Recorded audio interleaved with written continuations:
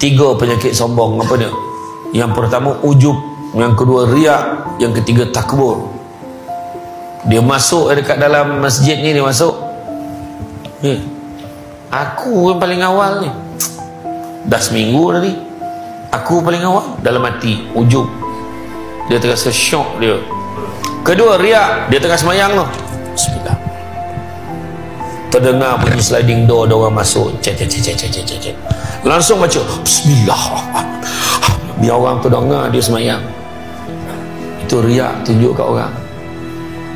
Yang ketiga dia siap cakap, kau perasan tak siapa paling awal datang masjid minggu ni? Wah, tu confirm takbur. Belagak.